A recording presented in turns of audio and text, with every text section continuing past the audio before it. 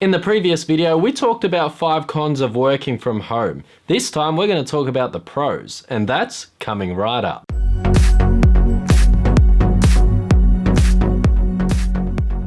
G'day, Erhan here from Zique Solutions, a channel dedicated to helping you prosper in your personal and professional life. So in the previous video, link in the description, we talked about the cons of working from home, but despite any of those cons being the case, there are indeed some positives. So this video is going to go into it, so let's jump into it. 5. Comfort of your own home. You could work at the best office in the world with all the comforts you can possibly ask for, but there's one thing that'll never beat: working from home. Buy yourself a super comfortable chair, get yourself a good setup, have all the food and snacks around you, and get stuck into business. And in my opinion, nothing beats that level of comfort when it comes to doing work. So with that said, working from home just trumps any type of office environment you can possibly think of. 4.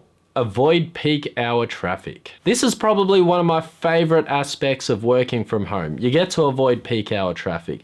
Interesting fact about me, I love driving. In fact, I'm a car enthusiast. However, nothing takes away the enjoyment of driving like being stuck in traffic. So this alone is definitely a big green tick for working at home. 3. More free time. So it's not uncommon to be stuck in a 1+ hour commute both to and from work.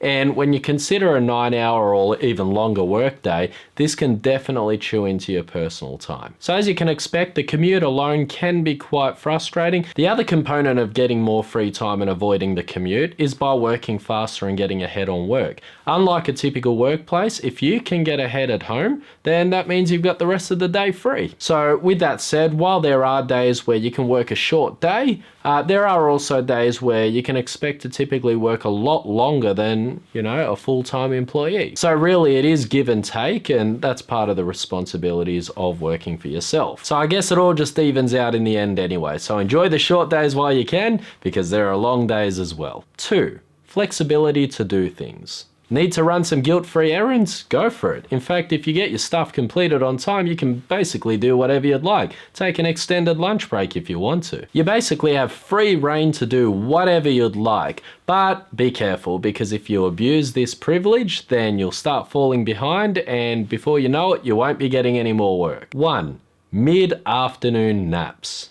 In the previous video, I did mention how napping can be a detriment to your productivity if not done correctly. Basically, if you're not careful with how you nap and basically responsible napping, it can actually be a burden to your productivity. Having said that, if you nap responsibly and you do it nice and short, then it can absolutely be amazing to your productivity. In fact, if I ran a large company with employees, I would absolutely allow a half-an-hour nap in the afternoon, because it'll allow all your employees to finish off work nice and strong with a ton of focus. In my opinion, napping is like taking 2 steps backwards to go 5 steps forward. When you nap, you're just really winning in every single way. Yay for napping. Well, there you have it. There are my 5 pros for working from home. So if you haven't already watched the cons, link in the description, feel free to check it out. So if you have any questions or you'd like to add to the discussion, feel free to leave your comments in the section below. And of course, if you're new to the channel, hit the subscribe button too for more weekly videos. So keep doing well, and I'll see you next time.